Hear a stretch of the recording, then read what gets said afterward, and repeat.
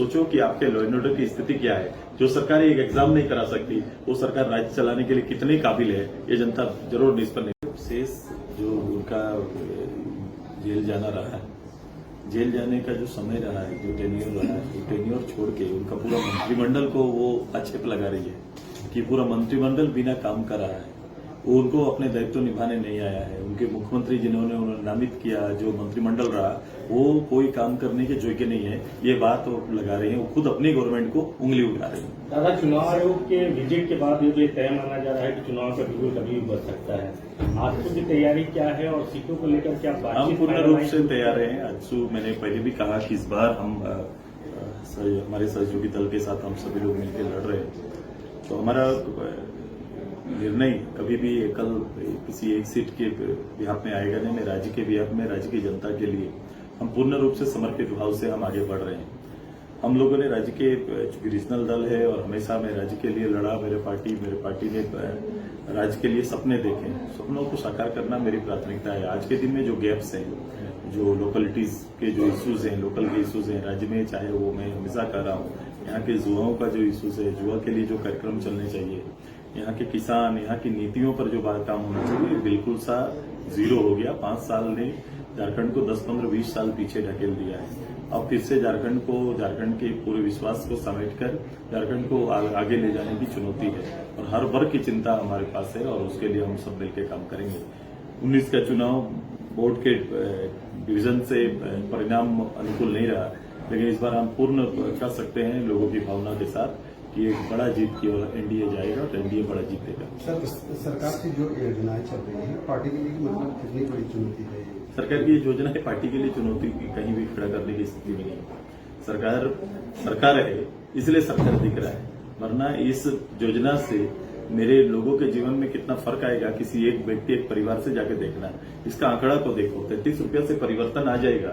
अगर 5 साल में सरकार ये कहती कि मेरी यही सबसे बड़ी उपलब्धि है, मैंने कुछ काम नहीं किया, मैंने मैया योजना लाया, मतलब एक परिवार का मैं 33 रुपया का एक योगदान महिलाओं को देने का मात्र काम किया है। आप सोच सकते हो ऐसी सरकार के लिए झारखंड के लोग क्या कल्पना करेंगे। दादा, सीजीएल परीक्षा जो संपन्न हुआ उस पर भी सवाल उठ रहे हैं। बाकायदा इंटरनेट भी 2 दिन बंद रखा गया कि की तरह नाकाम है, सरकार नाकाम है एग्जाम लेने में। उन्होंने खुद साबित कर दिया लोगों की मौलिक अधिकार को, जितनी भी गतिविधि आज नेट के माध्यम से होती है, सारी गतिविधियों को बंद कर दिया। नेट से आप सभी लोग जानते हैं डिफेंसिव कितना ज्यादा बढ़ गया। एक लर्निंग स्टूडेंट भी नेट के माध्यम से अपनी पढ़ाई पढ़ रहा है, एक बिजनेस उसी के माध्यम से चल रहा है, लोगों के टिकट उसी के माध्यम से बनते हैं, कई मरीजों का इलाज उसी के माध्यम से होता है। नेट आज जीवन का आधार बना है। आपने पूरे लोगों के जीवन का आधार को आपने ब्रेक कर दिया और ब्रेक करने के बाद एक एग्जाम आपने कराया। आप सोचो कि आपके लॉ एंड ऑर्डर की स्थिति क्या है। जो सरकार एक एग्जाम नहीं करा सकती, वो सरकार राज्य चलाने के लिए कितनी काबिल है, ये जनता जरूर निष्पन्न हुई है। गृह मंत्री से भी हाल में आपकी बातचीत हुई, मुलाकात हुई? राज्य के मूलतः बड़े एजेंडों पर हमारा काम चल रहा है। मैं कह रहा था कि मेरी मुलाकात 2-3 स्तर पर चल रही है। हमारा मात्र सीट शेयरिंग के ऊपर नहीं, बल्कि राज्य के ज्वलंत विषय, जो सबसे बड़ा चुनौती है राज्य के अंदर में, वो सामाजिक चुनौतियां हो सकती है, वो यहाँ के यूथ का वॉइस चुनौती है, यहाँ के लोगों का मौलिक अधिकार का जो हनन हुआ है वो एक चुनौती है।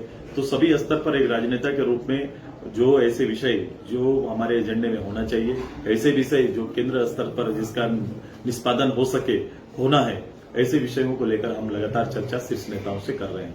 क्योंकि हमारा रीजनल एजेंडा हमारा आएगा, मैं 9 सूत्र के साथ हम सभी लोग जो महाधिवेशन में हम लोगों ने चर्चा किया था, राज्य के विषयों पर आप देखे होंगे, बिल्कुल उसी के आसपास रहेंगे। क्योंकि राज्य गठन में हम लोग ने जिस बुनियादी विषय पर जोर दिया था, वही विषय हमारा एजेंडा होगा और उसी एजेंडे के साथ हम आगे जाएंगे। सीट शेयरिंग का फॉर्मूला अनाउंस होने के बाद तय होगा या फिर पहले भी हो सकता है?